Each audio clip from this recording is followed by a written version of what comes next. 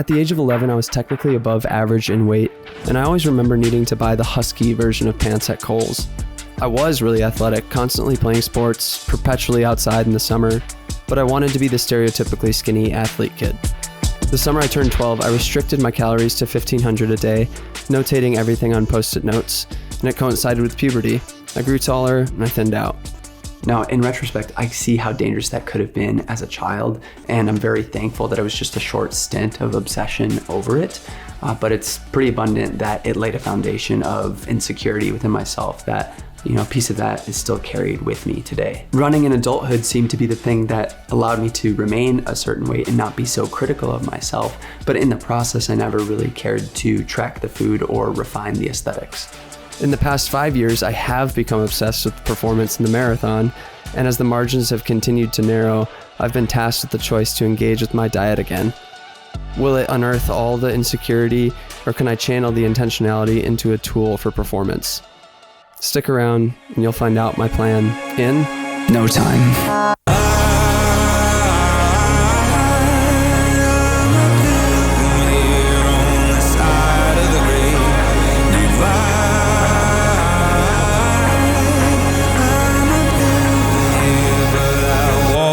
You for a while.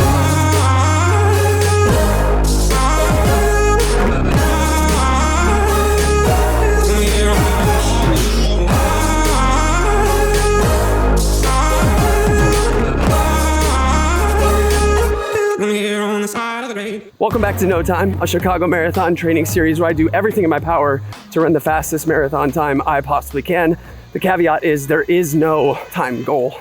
It's just try to run the fastest I possibly can in October. And so we'll see what happens in October. Nutrition is something I've ignored for far too long. And for many years, I've kind of subscribed to the phrase, if the furnace is hot enough, anything will burn. But in the year of our Lord, 2025, we have a multitude of resources teaching us how nutrition can be the fuel for our day-to-day and our running. But today I'm going to talk about nutrition in the day-to-day, not necessarily for performance and workouts and races. If you've been paying attention at all in the fitness space online, you've heard of people tracking macros.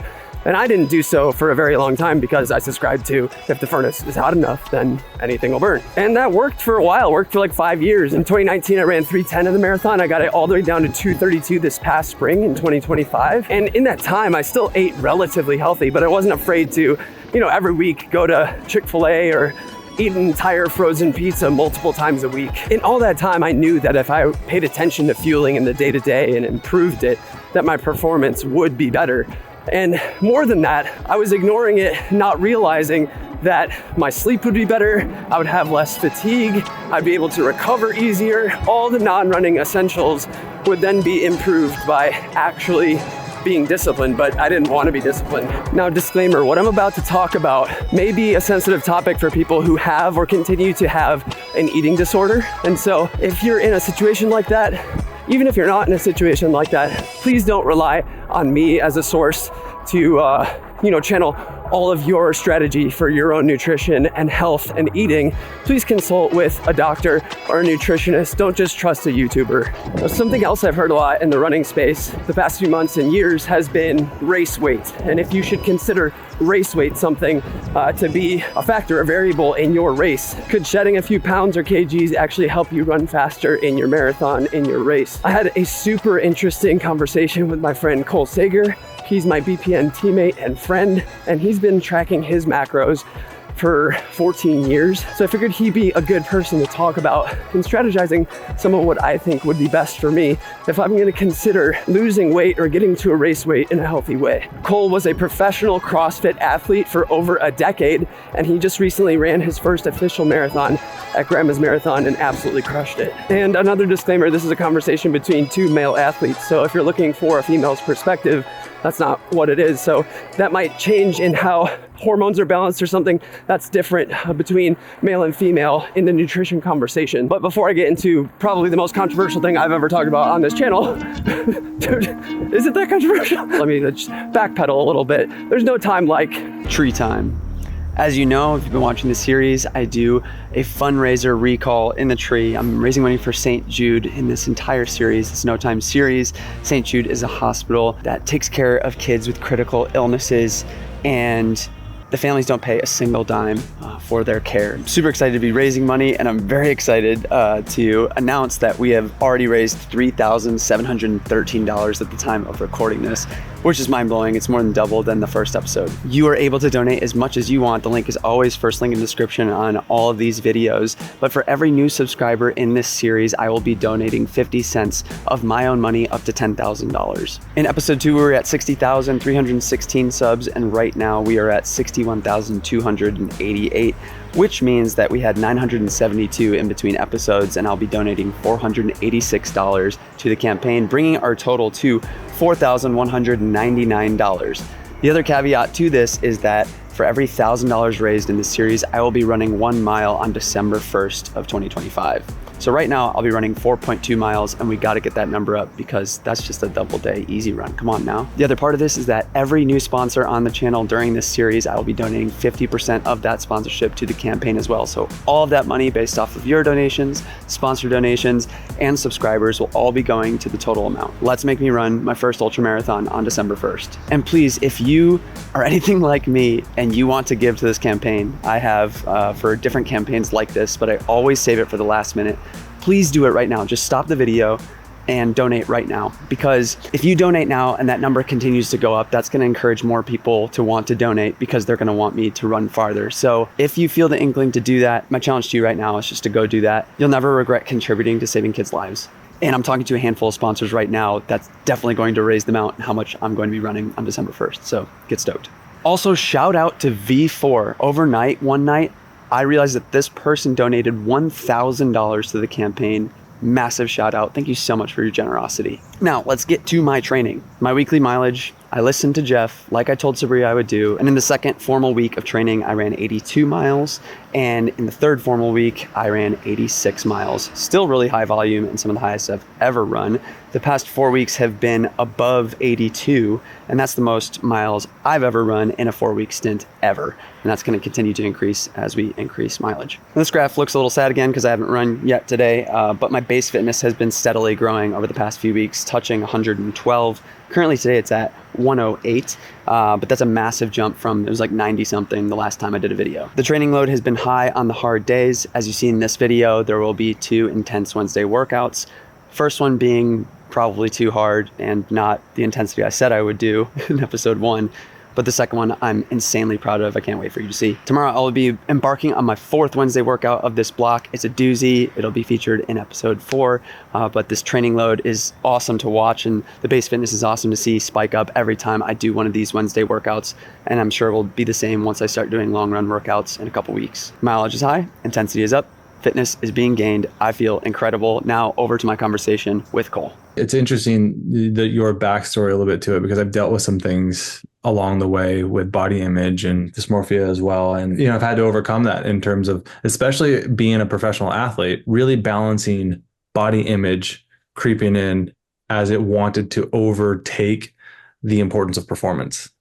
There's been this really interesting dichotomy between those two. And now that I'm, 14, might even be 15 years into tracking macros, measuring nutrition intake for so long, and having, post professional career and now venturing into other things and really having more of a holistic approach to what's my health also looking like at the same time. I want to pull performance out and health together synergistically. It's such a good point, because I think often in the running world specifically, people will regularly talk about weight loss to be faster for a race. I've heard different metrics of like every pound you lose, you're taking a second off of your top end speed per mile. To your point of then performance and how do you fuel that well? How do you stay away from injury and this balance of the two?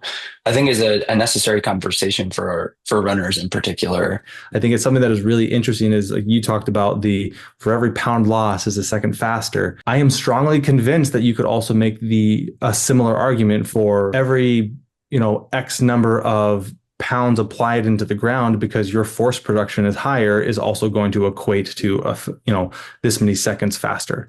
So there's this balance of strength with body mass. It's all relative. It's the same concept of relative power. What I'm currently going through is I've been over 200 pound athlete for 12 years. I genuinely am tired of carrying that much weight. I had a good balance of body composition where I was 195 pounds and fairly lean, fueling pretty well, and I could perform great. I would like to naturally hedge towards a little bit less body weight. Again, it's one of those things that will just, I want to let naturally happen. I will go into a small, subtle caloric deficit. I'm talking 300 to 500 calories per day, maybe not even to 500. I'm talking maybe 300 calories per day and targeting losing 1 pound every 2 weeks. Thing. This is a long progression. And largely the reason why is I don't want hormone dysregulation and any endocrinological problems to start to occur with hormones and have some negative blood work that can happen if you sustain too deep of a deficit for too long. Well, that means that I am restricting calories, and I'm also trying to increase, as a 200 pound man, my mileage up to consistently be above 50. That's especially like you've talked about, like you're newer to macro tracking, I'm newer to marathon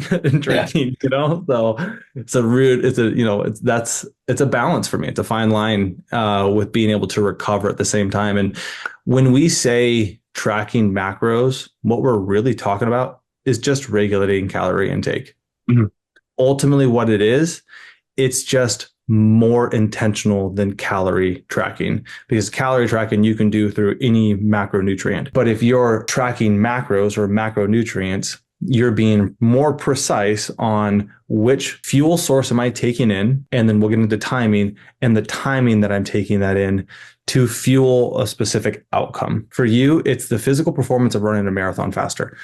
For me, over the last 12 years, it was competing in high intensity CrossFit workouts. Both require different types of fueling at different timings, at different doses.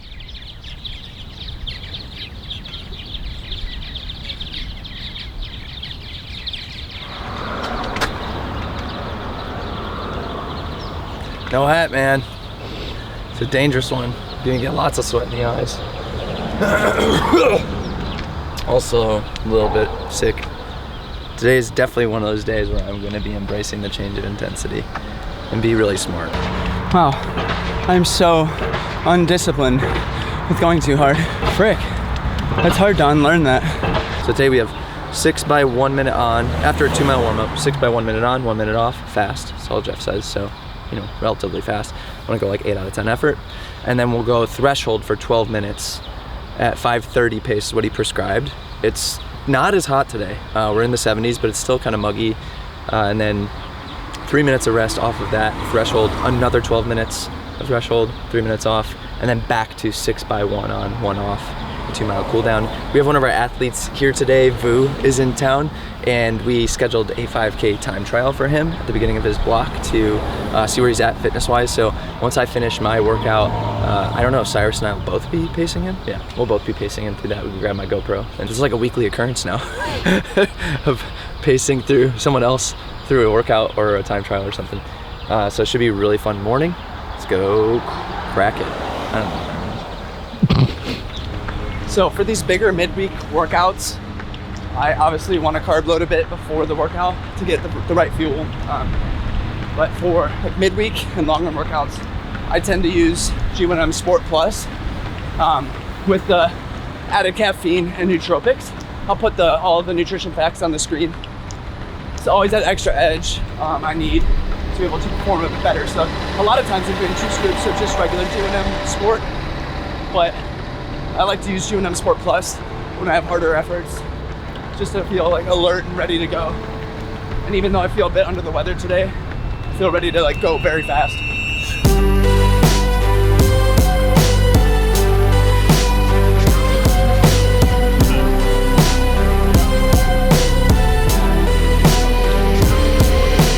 Dreaming days, blue sky haze. Used to live a picture perfect day. Drunk punch, love disappear. Forever without a trace. Salty wounds crush me, spinning out of control. Don't know what made you leave. Maybe I'd rather not know.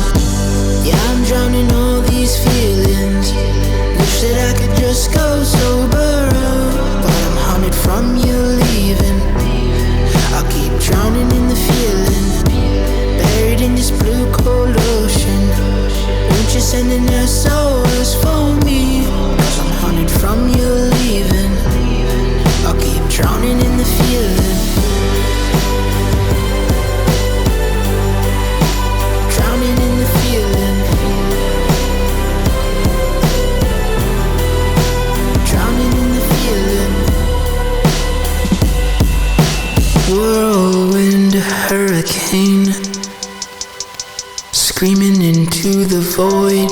You're the ghost in my dreams. My heart melts like ice cream. Salty wounds crush me, spinning out of control. Don't know what made you leave. Maybe I'd rather not know. Yeah, I'm drowning all these feelings. Wish that I could just go sober, but I'm haunted from you leaving. I keep drowning in the feeling, buried in this blue cold ocean. Won't you send an SOS for me?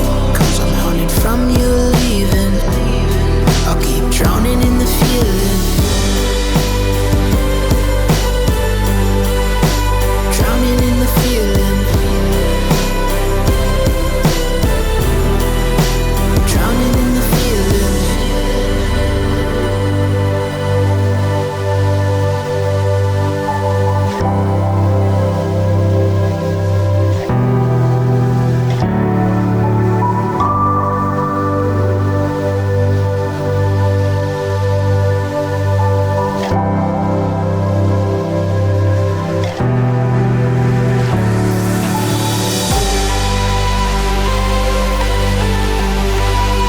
Drowning in the feeling. Drowning in the feeling. Drowning in the feeling.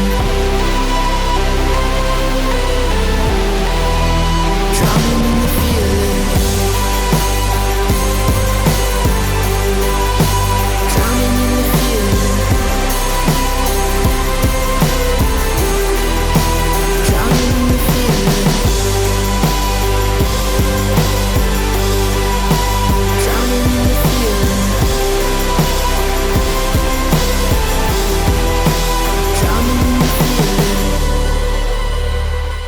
Okay, so then to get selfish real quick, I'm 160 pounds, kind of baseline in the morning. When I get down to race weight after a block, it's 157, 158.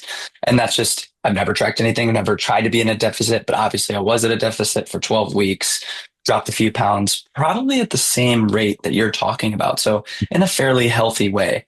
But I feel like my Chicago block last year, I was a bit fried towards the end. So maybe the deficit was a bit too much. And I've never been super intentional about planning whatever I'm going to eat right after. And I know a mix of carb and protein post workout is always the move. I know carb pre-workout is always the move. Just doing some baseline research of a male my age, my weight, completely sedentary life, I'm going to be burning around 2,100 calories a day just by existing. I don't know if that's completely accurate. But then if we add on, if I'm averaging in my crazy high mileage, 15 miles a day, we're talking 100 calories per mile. So it's another 1,500 plus whatever extra in an active dad and moving lifestyle I have.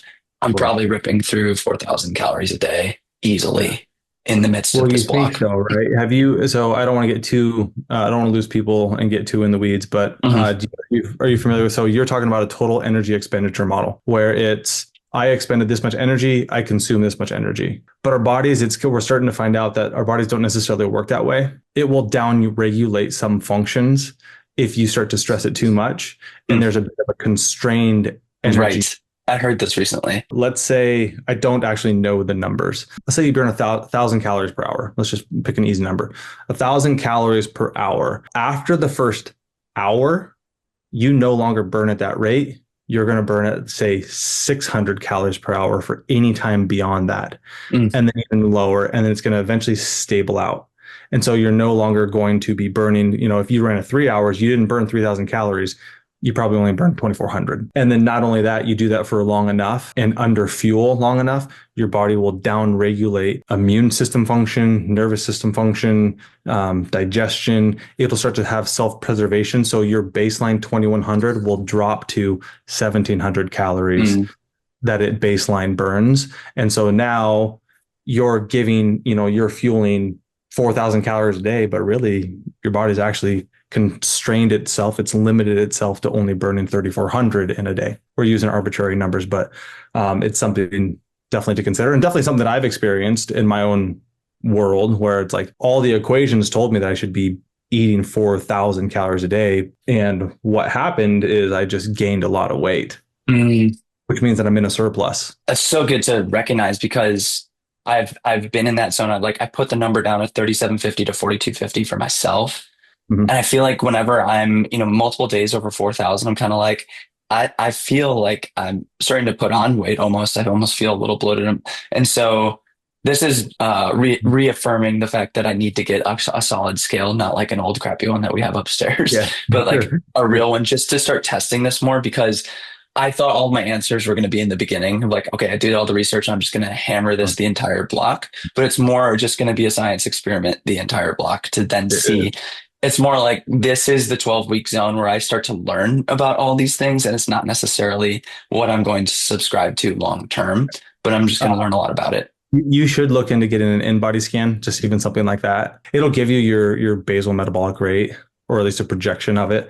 I was far lower than I expected. As this mass of a being, at 200 pounds, I would have guessed I was at like 2,700 just baseline, but I was at like 2030. Okay. So I was under what you're projecting for yourself. And so everybody's basal metabolic is unique to them. And that, even just that alone has helped me a lot understand, like, okay, like I don't need as many calories as maybe somebody else who naturally burns more calories than I do, because it is very nuanced and specific to individuals. Even when I was like doing some calculations on your body weight, your mileage, your carbohydrate intake and needs, I target on the high end, not on the high end, but I targeted somewhere like on the average of like 3,200 would probably be sufficient. But that is also targeting a natural allowance for your weight to drop a little bit down to maybe even 155. If that was a natural decrease over a 12-week block. What that comes down to is then let's set that number. What are the macros that we should be consuming in whatever calorie amount we choose, whatever that number is? And there's some really easy equations and things that we can give people that I base off of as a starting point of like, here, this is the base level needs that you need to maintain muscle mass, tendon strength, etc., and fat for hormone function, sleep quality, etc. And then from there, fuel the rest with carbohydrates. Because that's what you're burning. You're burning carbohydrates. Just to even go down that line, just to even give those equations really easily, you take your body weight and you multiply it by 75%. So body weight, I personally like to use my target body weight. So like right now I want to be 193 in about 12 weeks. So I'll use 193. I'm eating protein based off of 193 times 0.75. That gives me my protein intake in a day, plus or minus 10 grams a day. You know what I mean? Then on the fat percentage, I just want at least a baseline level of 15% of my calories coming from fat. That's kind of like the baseline level that will keep hormone function healthy in a healthy place. And I will take that up to 20%, 53 grams of fat a day. If I was targeting 3,200 calories, that's on the low end. If I was to take that up to 20%, that'd be 70. No, I told Cole that I would love to be 155 to 157 at race time, but I don't know, does that even matter? Who knows if I am stronger and better fueled the entire block and feel strong and fast at the start line, no matter what the weight is. Based off this conversation, that definitely could be an outcome, that weight. But it's definitely not going to be my goal to get there. We'll just see if I am. And I bought a new DEXA scale, like an at-home one with my own money, just to see what that's going to be week over week. So I have consistent data. Now, a more efficient, better scale will allow me to see the data and determine if the deficit is too much and that I need to add more calories to the diet, or if I'm kind of maintaining or slowly losing weight and still feeling fueled and hitting those metrics for the macros. If I'm not losing any weight at all in the 80 to 95 mile a week zone, I might just test it and like drop 200 calories a week and see if that changes without affecting the carb, protein, and fiber macros, but really isolating that fat metric. I was just watching Nick's most recent Ironman video where he does overnight oats with whey, and I'm like, oh, I need to do something like that post-workout instead of just carb. Like, I'm always at a loss of where I'm going to get my protein post-workout, and I always miss on it. So again, it's just going to take planning, but it's simple planning. It's just intentionality in planning to do something that is only a rotation of maybe 3 things. If you can mix some of those, like an overnight oats with your whey, it's just less food that you have to consume, less volume of food that you have to consume. Your gut feels lighter and not so full and bloated all the time, making it easier to go to workouts and get into workouts sooner and not having gut issues. I'm a big fan of just how can I condense my nutrients into a smaller portion size so that I could go perform quicker and easier without feeling bogged down.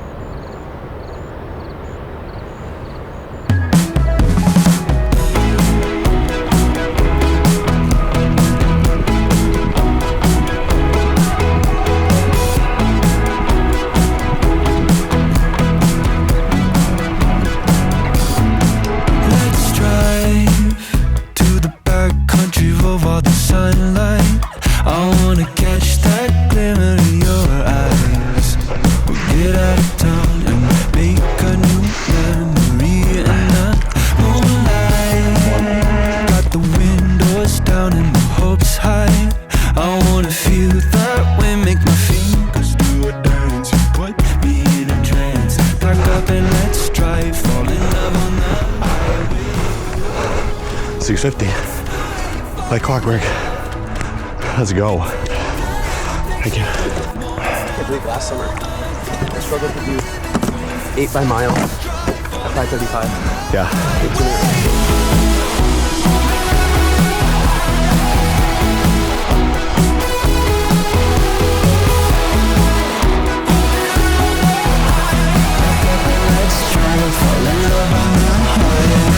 Pick a sign on the road to be our exit. Find a spot on a hill. Good stuff. Oh, I feel fresh as heck. Yeah. I'm ready to rip these. Let's go. This is like, I can already tell this is the best workout of the block so far. That's the way you fall in love. You take a little picture of moments that are forward. Canvas of the in-between. So just drive, fall in love on the highway.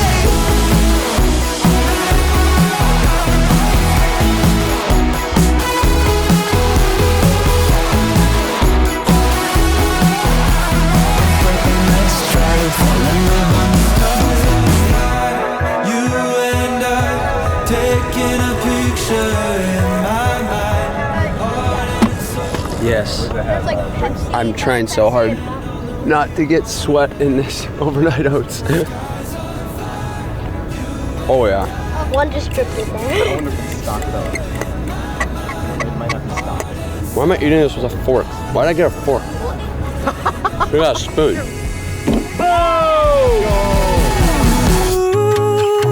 That's the way you fall in love. You take a little picture of moments that are forward, canvas of the in-between. So just drive, fall in love on the highway.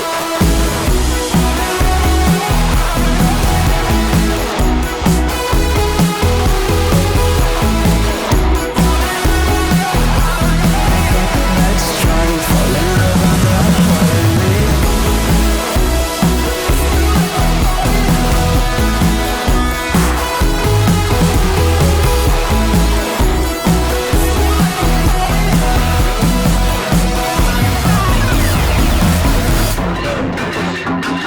Just getting into the numbers, I think it's really interesting in what you're bringing up, because I thought you were going to be much more in line with kind of the numbers I was thinking, and it's actually much less. And I'm like, that's super interesting to know. I don't have to like bend over backwards every single day to try to hit these super high metrics. But my follow-up question to specifically, I feel really good about the carb intake and where to put that, because I know where my limit is and where the diminishing return is for a carb load. I've already tested that enough. I get up over 700 to 800. It's a diminishing return. It's not where I need to be. But on a day-to-day basis for me in heavy training, I know I need to be in like the 450 to 550 window. I have you at 493. Yeah. So perfect. And so the question I had for you was the fats and proteins discussion then is It is really interesting. I had a much higher fat target than that, but I know that if I'm lazy with eating clean, that thing will spike like crazy. And then what are your recommendations, your favorite intake for fats and protein that are quality? Yeah, so that's actually interesting. I subscribe to the approach that it is really easy to get fat in. In the American diet, it is in everything. So I intentionally make the effort to not consume fats throughout my day because it's built into everything. Every carbohydrate I eat, for the most part, there's fat associated with it. Proteins I eat, there's fat associated with it. Or the way I like to eat it, I add fat to it. So fat is an additive to things. It's not the substance I'm searching out. What are your favorite sources of protein that maybe some that aren't coupled with a high intake of fat? Yeah, I am a huge Greek yogurt fan. Cottage cheese, Greek yogurt. They have natural probiotics in them. Most of them are fermented to some capacity. And so that's what I lean to on the regular. Also lighter on the stomach, especially with taking in larger amounts of carbohydrates. I do target somewhere like 50 grams of fiber per day. And so because I'm targeting that, I could easily feel bloated if I'm taking in too much animal protein sources. I take in whey protein a lot as just kind of as the additive, and eggs. Those are kind of the sources that I lean into. I also look at those protein sources in a timing function. Whey around workouts refills the amino acid pools faster. Cottage cheese I have at night because it is a slower absorbing protein. So that will sustain throughout the night. I wake up less hungry if I have a casein based protein source at night. I have my eggs in the morning, one, because eggs are breakfast food. But then also it's the same idea as they're going to sustain a little bit more throughout the day. So if I do get into a scenario midday where I can't have protein for a 4 to 5 hour block, at least I buffered that a little bit. I think I'm intentional about the timing of all of my nutrients for the most part. It's so fascinating. You're like, yeah, here are 3 sources. And it's like, it is that simple. And those are the 3 I've been using. Those exact things. Greek yogurt with a blueberry and honey, granola, and eggs in the morning. Going to be more militant about it now after this conversation, but then whey in that mix as well. There's a 4th macronutrient that people need to pay attention to, and that is fiber. So I'm curious what your fiber intake and your fiber goal looks like each day. What does that look like? Don't have one. Okay. I know. It's on the second screen of the app.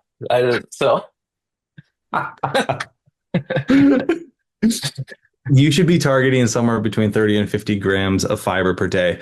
Now, if you're not used to taking in a lot of fiber, you have to build up a tolerance to it, or else you will have some gut issues, some digestive problems, and feel a little bit bloated. So pay attention the next 3 days, what your average fiber intake is, and then eat week over week. Let's just look to increase that by 5 to 10%, probably 10%. So like say you're at 25 grams of fiber over the next average 3 days. Let's increase that until you get at least to 35 and just increase that slowly, finding something to take in, a different carbohydrate source like a bean, or you try brown rice on one of your meals, something that just your carbohydrate has more fiber to it.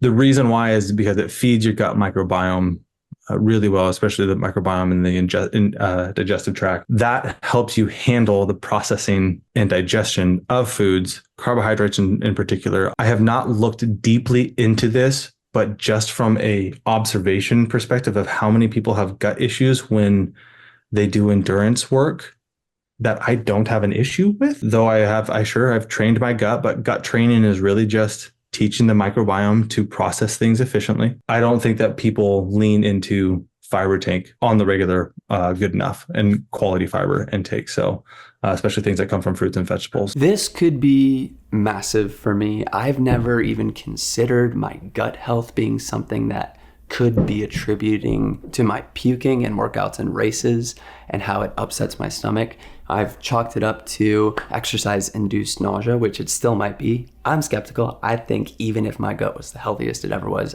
I would still puke on hard efforts. But I don't know. Why not test it and see if it helps it?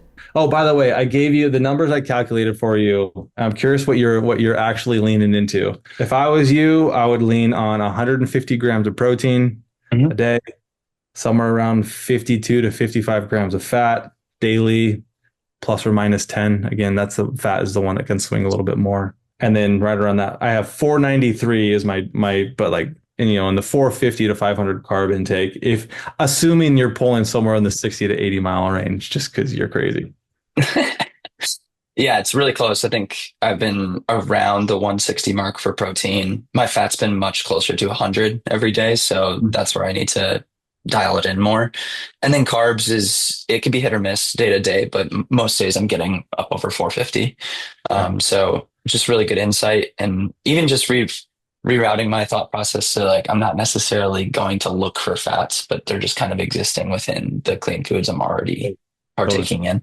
And it's one of those areas again where you just start weighing yourself every morning and just have like that trend. You can see your trends a lot better because you're going to weigh a different amount after X workout on Tuesday than you are going to on Saturday, and being able to watch that trend over the week is important.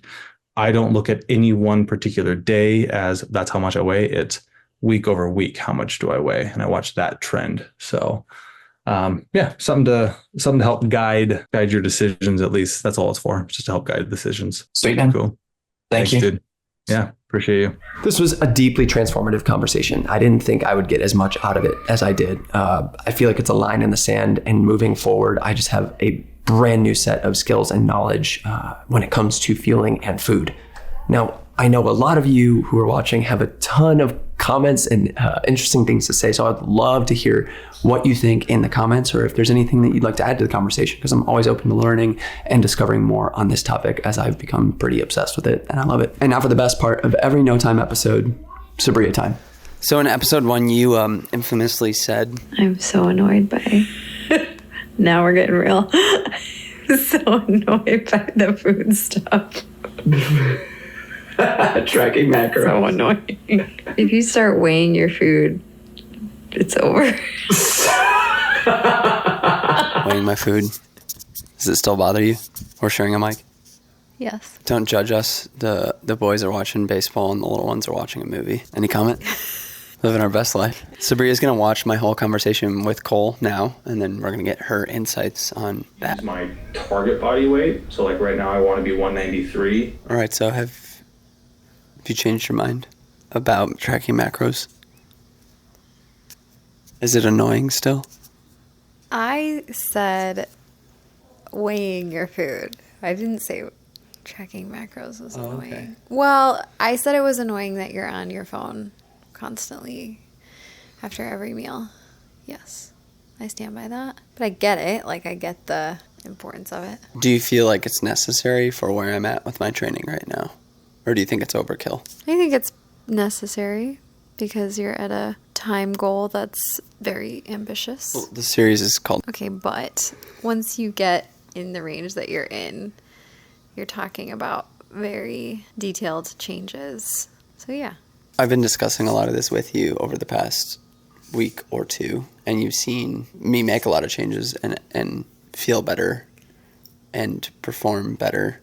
You've seen the outcome of that, especially from this video and like track workout that I did with Iggy. I guess the bigger question is it going to annoy you if this is just kind of how I exist moving forward? Because it is very appealing to me. I guess after a while I might be so fluent in it, and if I'm not in like a specific training block that's super dialed, I can just be kind of more loose with it. But is it going to mean that I have to like go track all of my food away from you? Or do I need to plan my day out better so that all of it is almost preloaded into my phone? Or I write it down on paper and then put it all in at one point? These are all valid questions, because it does mean, if I go to my phone to track it, then all of a sudden I'm distracted with something else on my phone. We know how phones work. Yeah, I think I do foresee you being able to do more in your head. And I think even what you're saying with Cole is this 12 weeks is experimental, and you're just sort of really on top of it because you're trying to figure out what your baseline is or what is right for your body and for your training and everything. You know how I get defensive about this whole topic in general. And I feel like for guys, it's like a game. Like it feels like a video game. I think that's how the male disposition can be in athletics and performance a lot. I think that's why so many people take their fitness so seriously. So many dudes take their fitness so seriously. Because it's like we all secretly think we're professional athletes when we're not. And so, I mean, I'm not elite, but it is fun to be able to dial all of it in. And that's not a bad thing because I am seeing progression. I am seeing how it works. It might not be to the level of elite status, but it's really rewarding to see these micro changes manifest in something much larger. Yeah. So, but going back to the perspective of knowing what is in each of the things I eat, like we ate cheeseburgers tonight. I had no idea how much fat content was in an actual ground beef patty, like a regular, just normal hamburger. I mean, based off of cold recommendations, one burger patty is giving me nearly half of my fat intake for the entire day. So that was a huge realization for me. And then just understanding that I know what clean foods are, but now clean foods are associated with a lot of fiber intake for me. You know, it's like, oh, I want to score some vegetables right now because I know it's going to up my fiber a bit. And while the protein and carbs might not be that high in that, that's a good side dish for a carb-heavy or protein-heavy meal. Is this something you would ever be interested in for yourself? No, yeah, the scale, but like tracking your own food in the way that I'm doing it. I don't know. I could see it being a really slippery slope for me, like not healthy. I think for you, because you are so like wanting a performance outcome, it makes sense. Right. But for me, if I'm just trying to be healthy, I could definitely grow in like general awareness of how much fat is in a whatever burger patty. You know, honestly, I tend to like not even want to know, because we were talking about this before, where it's like I don't even want to know. I just want to kind of base it off of how I feel, and then we'll go from there. Well, since I've been tracking, it's flipped itself. I feel like I've existed that way forever, and now that I'm intentional in doing it, actually track for performance and how I should fuel, I feel better. It's not like, how does this food make me feel? It's, I'm going to be disciplined in doing it, and then the outcome is, whoa, I feel really good. I'm recovered. I just nailed 85 plus mile weeks, 4 weeks in a row. I've never done that, and I feel great. I don't feel sore. I don't feel too fatigued. Like I have nights like last night where I was super tired by 9, but I'm not like over exhausted. And I could see how that could be a slippery slope for people emotionally. And I see how bodybuilders and people who are training for aesthetics, that could be really difficult thing for them to manage emotionally and psychologically. Yeah, that's a warning for anyone listening. You know, I don't feel like I'm that way, but an outcome is the aesthetics of my body are changing for sure. And I'm letting you know that. But I know that I can't allow that to dictate how obsessed I become with the tracking process to try to make the aesthetics better, because that's not what I'm after. I'm after performance. I think it's just funny, like the difference between male and female brain, or at least definitely our brains. It's like you have the desire to quantify everything. I don't really desire that. Here's where I draw issue. Have you ever run around those people where they're like, how many calories are in this? Like they grab the bag and they're like, how much fat is in this? Like, that's so annoying. Yeah. And you're doing that right now. Yeah. Not in the same way. It's like, oh my gosh, just eat it or don't. I don't know. Like, I feel like it's so interconnected with like self-worth and priding yourself in something, feeling better than everybody else. And it's like food, you know. We've struggled and argued about this kind of stuff our whole marriage, I'd say, over 12 years. Congrats on 12 years, by the way. We just crossed 12 years. Thanks. Congrats to you too. I love you so much. If you're on the outside looking in, you have to give the benefit of the doubt to the person who's doing it and hope that they have the best intentions in mind for their own health outcome, and that it isn't just something that is superficial or obnoxious to other people. And that's why you are in my life, to regulate that stuff, to have these conversations where if it becomes too much and infringes on the things that matter most, that's when you call me out. And be like, you're being ridiculous. This is food. I don't think we've gotten to that point at all yet. I'm just super interested in it. Yeah. So we should cut it. It's gone super long, and this guy's out of the bedroom now, so we should go. Let's check out the movie. Thank you, and congrats on so many years of marriage. I love you so much. Why are you saying congrats? What should I say instead? Yay us. Yay us. We've done a dozen years of marriage. I love you. You love me. I love you. Walk with you for a while.